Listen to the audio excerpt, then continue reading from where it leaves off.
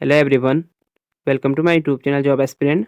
तो दोस्तों SSC GD 2025 आज है 13 फरवरी का सेकंड शिफ्ट का एग्जाम कंप्लीट हो चुका है। इसमें हम देख सकते हैं आपको जीके क्वेश्चन किस लेवल के आपके एग्जाम में क्वेश्चन मिलते हैं और जिसका आगे एग्जाम होना है, यानी जिसका कल परसों आपको एग्जाम होगा नहीं तो 17 से फिर आपका एग्जाम होगा। 17, 18, 19, 20, 21 और 25 को जिसका एग्जाम है उसके लिए इंपॉर्टेंट वीडियो रहेगी। उनके लिए एक वीडियो लेके आने वाला हूं मैं, जो आपके रहेगी 4 से लेकर 13 फरवरी तक। ठीक है, उसको देखना मत भूलना। वो आपको मैं कल सवेरे तक आपको अपलोड कर दूंगा। कल की आपकी छुट्टी पे रहेगी तो कल को उस वीडियो को देख लेना आप, और साथ में आपको पीडीएफ भी दूंगा फ्री ऑफ कॉस्ट सभी शिफ्ट के। ठीक है, और इंग्लिश मीडियम और हिंदी मीडियम दोनों में रहेंगे। आप जिस भी मीडियम के हो आप उस वीडियो को जरूर देख लेना, या आपका अगर कोई दोस्त होगा तो उस तक वीडियो को जरूर पहुंचाना। अगर आपने अभी तक वीडियो को लाइक नहीं किया तो वीडियो को लाइक और चैनल को सब्सक्राइब भी जरूर कर लेना।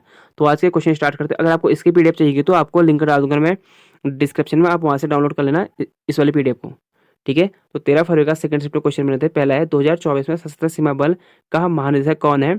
Who is the director general of सशस्त्र सीमा बल इन 2024? देखो ये अभी तो खैर नहीं बन चुके हैं, ये पहले का क्वेश्चन बना होगा। तो देखो इसमें था अमृत मोहन प्रसाद, ये बने थे 2024 में। देखो अभी जो नए बन रखे ये बन रखे वरिष्ठ आईपीएस अधिकारी दलजीत सिंह चौधरी सशस्त्र सीमा बल के महानिदेशक यानी डायरेक्टर बन चुके हैं। और कार्मिक मंत्रालय ने 18 जनवरी को यानी अभी बन रखे, यानी इससे पहले महीने में, तो 18 जनवरी 2024 को उन्हें एसएसबी का महानिदेशक नियुक्त किया गया है। ठीक है, सशस्त्र सीमा बल।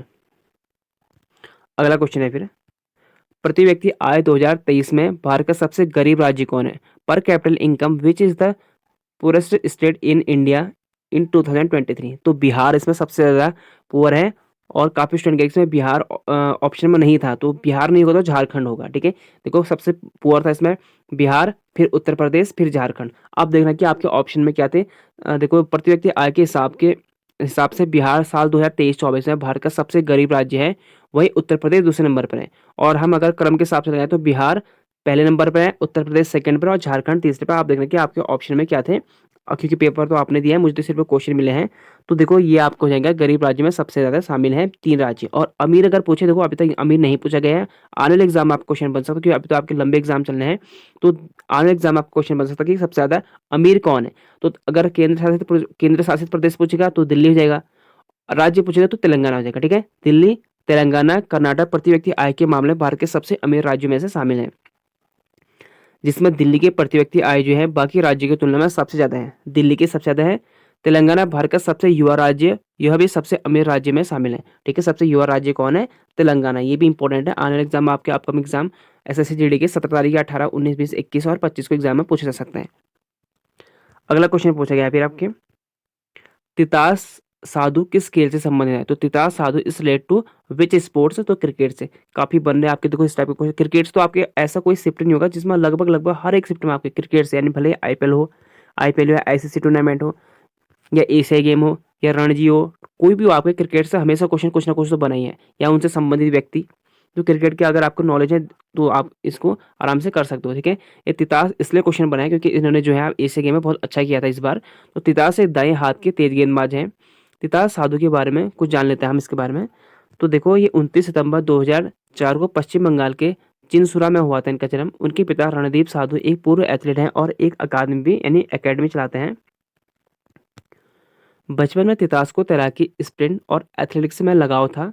13 साल की उम्र में उन्होंने स्टेट ट्रायल में शामिल होने की कोशिश की, लेकिन उन्हें अस्वीकार कर दिया, यानी वो रिजेक्ट हो गए।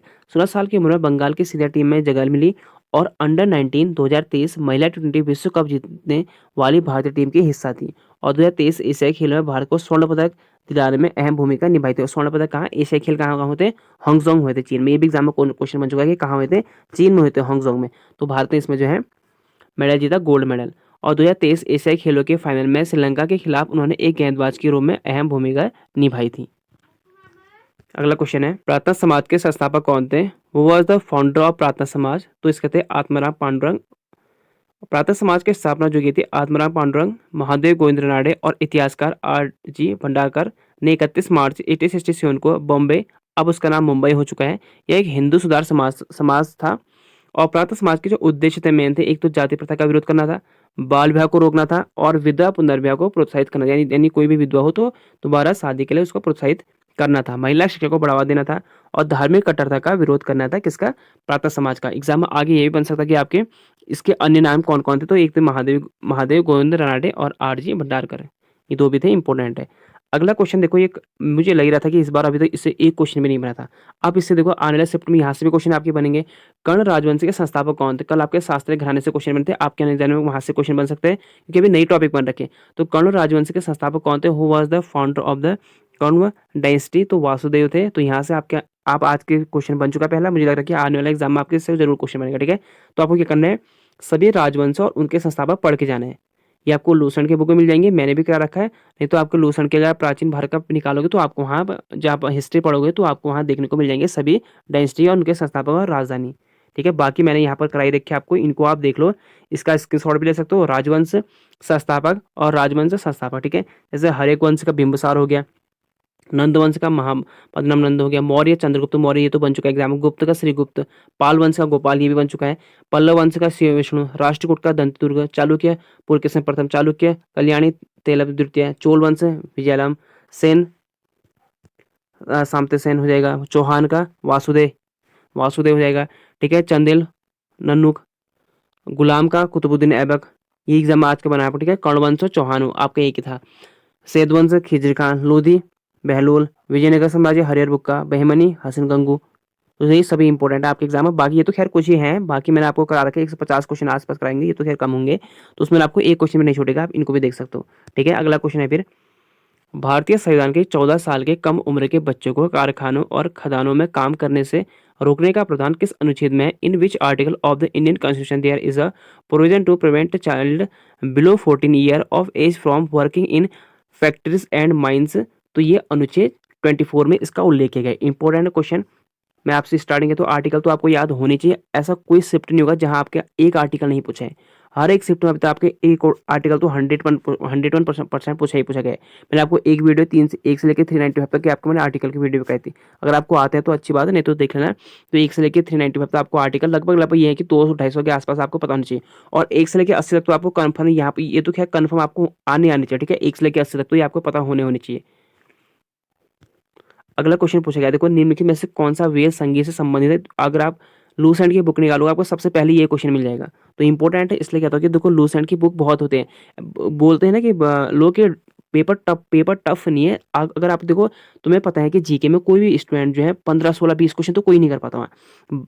तुम्हें क्या करना है, अधिक से अधिक अगर आप 12 क्वेश्चन भी कर लेते हो ना, ज़्यादा क्वेश्चन नहीं कह रहा हूँ, 12 क्वेश्चन, सिर्फ आपको हिंदी रीजनिंग और मैथमेटिक्स में अच्छे नंबर लाने पड़ेंगे। जैसे हिंदी और रीजनिंग में आपको 20 में से 20 क्वेश्चन करने पड़ेंगे, मैथमेटिक्स में अगर आप 15 16 17 कर जाओगे तो बहुत अच्छा है। लेकिन रीजनिंग में लोग कहते हैं बहुत टफ आ गया, ऐसा नहीं है। 10 से 12 क्वेश्चन तो ऐसे आपको देखने को मिलेंगे वहाँ कि आप आराम से उसे, लूसेंट की बुक आपने पढ़ रखी ना तो आप कर लोगे। जैसे आपको मैं स्टार्टिंग से कह रहा हूँ कि आपको पंचवर्षीय तो 11 की जनगणना, ये सभी राजवंश उनके संस्थापक, प्राचीन भारत से संबंधित क्वेश्चन, और उसके बाद आपके हो गए स्पोर्ट्स संबंधी व्यक्ति, ये आपके कुछ टॉपिक, और लोक नृत्य शास्त्रीय नृत्य उनसे संबंधित व्यक्ति, ये यहाँ से तो क्वेश्चन बन ही नहीं रहा अभी भी आपके, सिर्फ आपको क्या करना है, रटने हैं सबके सब। अब अगर आप रट नहीं सकते तो वो बात अलग बात है, ये सबके सब आपके रटने वाले। देखो आपको जनगणना रटनी है पूरी है, पंचवर्षीय योजना आपको पूरी समझनी है, पूरी 12 के 12। उसके बाद आपको कर्णवंश जो डायनेस्टी सबके उनके संस्थापक याद करने हैं, राजवंश उनसे संबंधित व्यक्ति, लोक नृत्य उनसे संबंधित व्यक्ति, और शास्त्रीय नृत्य कौन शास्त्रीय नृत्य घराने से संबंधित है। तो ये सब आपको क्या करें, रटने वाले हैं। ये आप सिर्फ इसे 2 दिन में नहीं रट सकते हो। अगर आपकी प्रिपरेशन अगर 6 महीने पहले से है तो तब आप कर सकते हो। जैसे अगर आपको मैंने सब बता दिया गया, अभी आपको मैंने सारे शास्त्रीय नृत्य लोक नृत्य बता दिए, तो आप उसे एक बार पढ़ लोगे, उस वक्त तो आपके दिमाग में कहेगा नहीं यार, दिमाग हमारा ऐसा होता है, वो सोचेगा इस बार मुझे सब आ गया। लेकिन जैसे आप एग्जाम बैठोगे ना, आप जो आपको आने वाले भी होता है भूल जाते हो। तो इसलिए इस चीज़ की आपको पहले से तैयारी करनी पड़ती है। देखो ठीक है, ये देखो आसान सा प्रश्न है, टफ नहीं है। Which of the following Vedas is related to music? तो ये सामवेद होता है, तो सामवेद होता है। देखो सामवेद से जुड़ी कुछ खास बातें देख लेते हैं हम।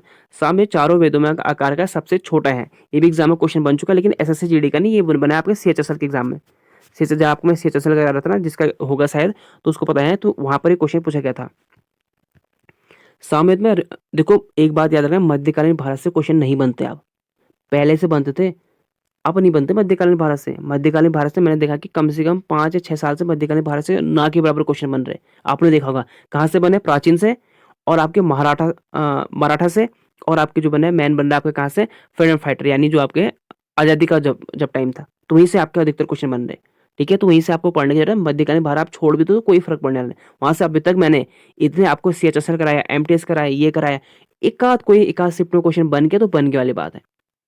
सामवेद में ऋचाओं को ज्ञान को साम कहते हैं। सामवेद में ऋग के चुने हुए मंत्र का संकलन है। सामवेद मंत्र यज्ञों में देवताओं की स्तुति करते हुए गाए जाते हैं। ऋग्वेद की ऋचाओं का आधार पर किया जाता है।